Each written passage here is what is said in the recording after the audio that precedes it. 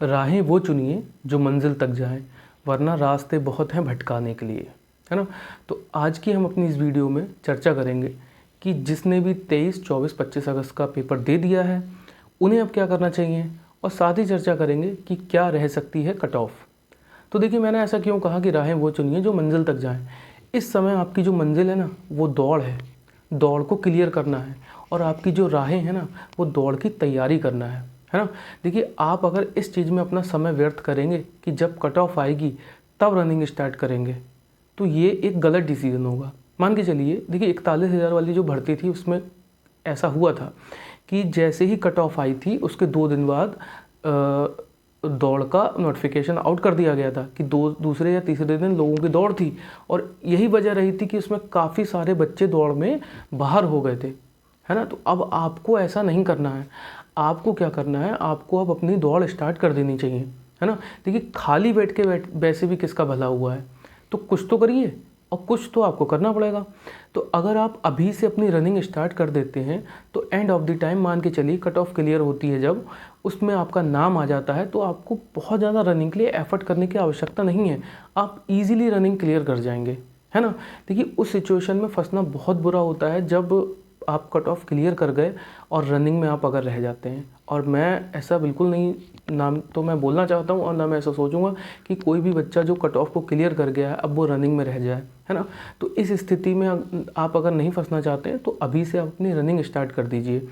इस चक्कर में मत पड़े रहिए कि जब कट ऑफ क्लियर होगी, कट ऑफ आएगी, तब आप रनिंग स्टार्ट करेंगे। मान के चलिए अगर कट ऑफ क्लियर होती है, कट ऑफ में आपका नाम आ जाता है, और तब एकदम से अगर रनिंग आ गई तो आप बहुत ज़्यादा गलत स्थिति में फंस सकते हैं। तो मैं नहीं चाहता कि अगर आप ऐसी गलत स्थिति में फंसें, तो इस समय आपको अपनी रनिंग स्टार्ट कर देनी चाहिए, है ना। अब देखिए, कारण है उसका कि रनिंग क्यों स्टार्ट कर देनी चाहिए। भाई, एक हम बेस तो बना के चलेंगे कि हमें रनिंग क्यों स्टार्ट कर देनी चाहिए, है ना। तो देखिए, मान के चलिए अगर कोई बच्चा 60 ही क्वेश्चन करके आया है तो उसके पास तो कोई कारण ही नहीं है दौड़ करने का, है ना। कोई कारण नहीं है कि वो दौड़े। लेकिन अगर आपके मन में एक वो है कि मतलब मान लीजिए आप एक एवरेज लेके चल रहे हैं कि मैं 100 प्लस क्वेश्चन करके आया हूँ और मेरे इतने क्वेश्चन सही हो जाएंगे।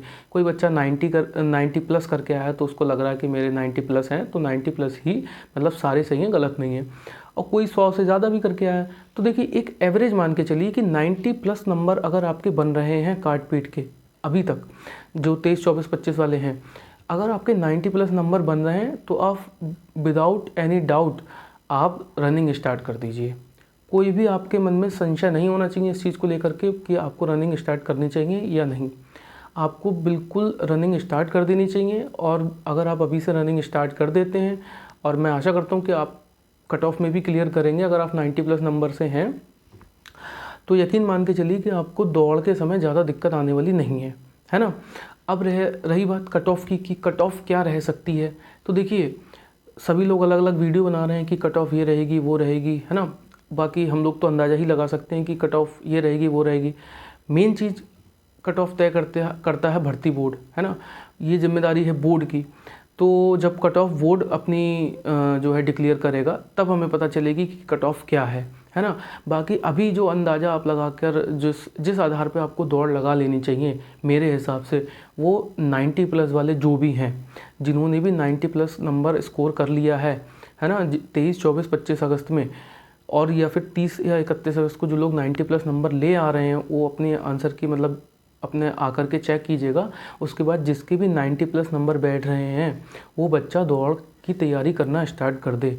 बिल्कुल भी देखिए, वक्त से उपलब्धियों को वक्त से पहले पा लेने की चाह ही आपको वक्त से आगे निकालती है।